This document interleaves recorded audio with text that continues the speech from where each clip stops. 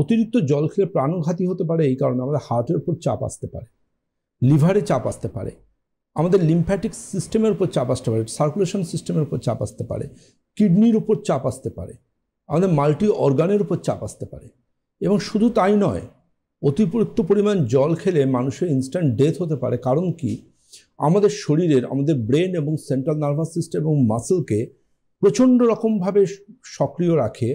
আমাদের total central nervous system, brain, total গুরুত্বপূর্ণ অঙ্গ প্রত্যঙ্গ, হার্ট, সব কিছুকে আমাদের গুরুত্বপূর্ণ কিছু ইলেকট্রোলাইটস, সোডিয়াম, পটাশিয়াম ইত্যাদি।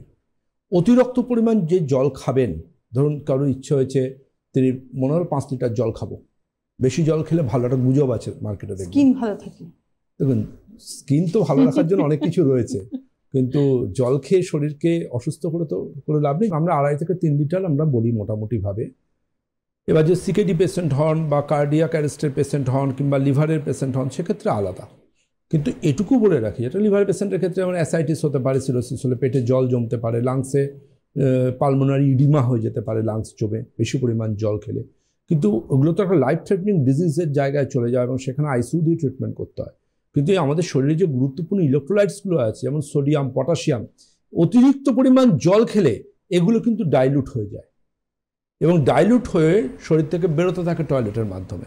এবং ইলেকট্রোলাইটসগুলো যখন ডাইলুট হয়ে শরীর থেকে বেরিয়ে যাচ্ছে, আমাদের শরীরে যদি পটাশিয়াম বা সোডিয়ামের অভাব দেখা যায়, আমাদের কিন্তু ব্রেন ডেথও হতে পারে। সুতরাং পেশেন্ট কোমায় পর্যন্ত চলে যেতে পারে, সেন্সলেস হয়ে যেতে পারে, ম্যাসিভ কার্ডিয়াক অ্যারেস্ট হতে পারে, যার শরীরে ইলেকট্রোলাইটসের ঘাটতি দেখা যেতে পারে। সুতরাং অতিরিক্ত জল জানবেন, সবসময় আপনাকে বুঝতে হবে আপনার যেরকম জীবনযাত্রা বা লাইফস্টাইল, আপনি কতটা জল খাবেন সেই অনুযায়ী কিন্তু কোনো পত্রপত্রিকা নয়, ইউনিভার্সিটি কোয়ালিফাইড আপনার ডাক্তারবাবু আপনাকে বলে দেবেন কতটা জল খাওয়া আপনার পক্ষে প্রয়োজন।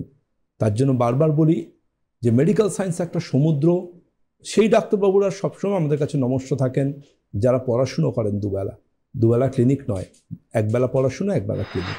কারণ আমাদের মেডিকেল সায়েন্সে যদি আমরা না পড়ি আমরা পেছিয়ে যাবো। একদম পড়াশুনো করাটা ভীষণ রকম দরকার।